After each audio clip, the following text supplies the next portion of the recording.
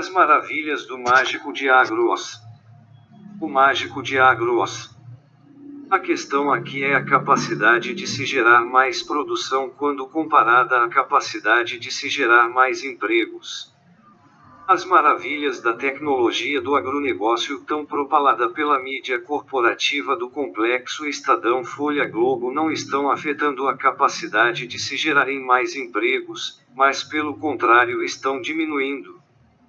Esse efeito multiplicador do emprego-salário-renda está intimamente ligado à produção em massa de bens de consumo, já que é exatamente esse processo industrial que afeta diretamente salário, emprego e renda num efeito encadeado virtuoso, que na medida em que se aumenta a produtividade, aumentam-se os salários e consequentemente a renda, gerando com isso mais empregos.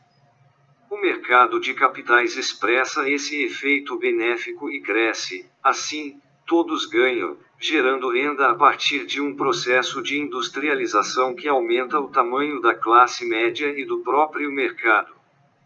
Os efeitos benéficos do agronegócio, por estarem no início da cadeia produtiva, não geram benefícios encadeados nessas mesmas proporções e intensidades, já que não estão ligados diretamente à produção de bens de consumo, tais como geladeiras, automóveis, vestuários, os quais geram empregos em larga escala, alimentando o efeito virtuoso encadeado com mais salário, emprego e renda. A contribuição do agronegócio à geração de empregos é limitada e estanque, uma vez que está contida no início da cadeia produtiva, por mais avançadas que sejam as tecnologias que usem nesses processos não geram efeitos encadeados multiplicadores em larga escala nas etapas seguintes da cadeia produtiva, pois que não são produtos de consumo, mas sim commodities, e o nome desse tipo de mercado explica tudo. A capacidade do agronegócio em gerar divisas está intimamente ligado à incapacidade do processo de industrialização em gerar mais produção, aumentando os salários, os empregos, a renda, e consequentemente o tamanho da classe média, ou seja, o próprio mercado de consumo. Estamos, portanto, diante de um processo vicioso que, na medida em que se produz desindustrialização, diminui o mercado de consumo e o tamanho da classe média, não obstante, gerando mais divisas, já que as importações de bens de consumo diminuem, aumentando com isso as exportações de commodities do agronegócio. O desemprego e a desindustrialização. Como consequência, a economia brasileira passa a gerar PIB, Produto Interno Bruto, mas não empregos na mesma proporção. Aumentos de produtividade ficam circunscritos ao aumento dos processos de automação, empurrando os empregos em duas direções distintas.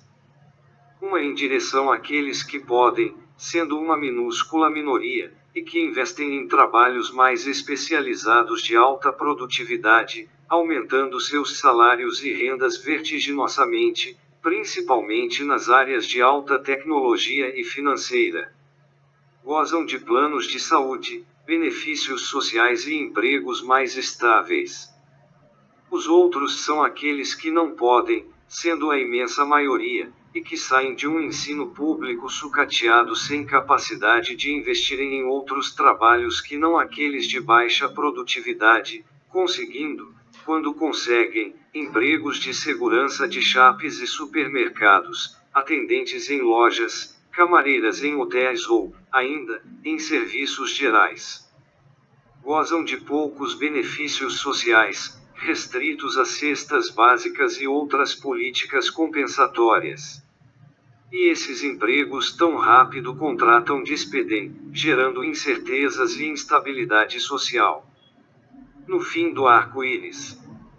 As áreas beneficiadas pelas maravilhas do mágico de Agros são invariavelmente de baixas densidades econômicas e populacionais em meios urbanos de pouca expressão.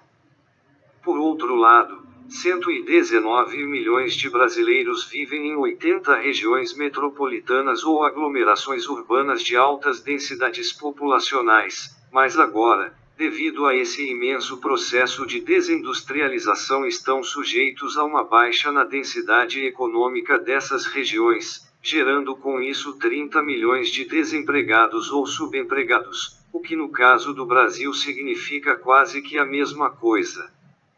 Nossa preocupação mais do que urgente é essa: como definir políticas públicas capazes de gerarem empregos em massa com o objetivo de diminuir esses 30 milhões de brasileiros sub-desempregados que vivem nessas regiões críticas do país. A região do agronegócio, como é de baixa densidade, portanto, não é tão afetada por essa problemática, achando com isso que estão morando no fim do arco-íris.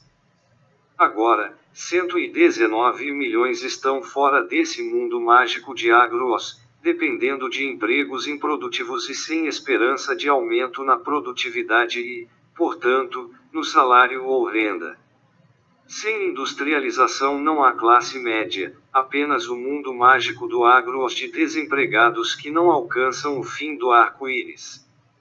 Essa conversa fiada neoliberal está não apenas esgotada, mas agora está rapidamente esgotando a paciência do Brasil com mais desse mesmo besteirol de sempre de privatizações, reformas de não sei o que, afundando a cabeça nesse buraco de avestruz em que estão metidos, parecendo-se, a cada dia mais, com uma rã na panela que, ao não perceber que a água começa a ferver, não conseguem pular fora antes que seja tarde demais. A volta da substituição de importados e a rã neoliberal. Não há como fugir à volta das políticas de substituição de importados, e isso vai ser uma boa briga. Vivemos numa situação de emergência social, que nem todo o exército desses generais brasileiros será capaz de conter. Não podemos continuar assistindo o triste espetáculo de ver aumentar o número de brasileiros da antiga classe média, vendendo quinquilharias industriais e equis produzidos na China comunista nas ruas das cidades brasileiras, enquanto o número de indústrias diminui. Esses neoliberais continuam raspando o tacho, enviando o que ainda resta das indústrias brasileiras para se transformarem em empregos industriais chineses, restando-nos os subempregos de camelôs. A volta da substituição de importados geraria de imediato mais empregos, retirando camelôs das ruas, trazendo empregos de volta para o Brasil, retirando-os da China comunista. Ao não perceberem a gravidade da situação social em que vivemos no Brasil atualmente, essas elites de generais brasileiros, do complexo Estadão Folha Globo e do modelo político Covas Dória, correm o risco de perderem a cabeça, literalmente, nesse labirinto que se tornou essa política nacional da rã neoliberal. Pelo professor Ricardo Gomes Rodrigues. São Carlos, SP, Brasil. 22 de fevereiro de 2021. Vejam também o artigo que escrevi já há algum tempo. Salário, emprego e renda no Brasil.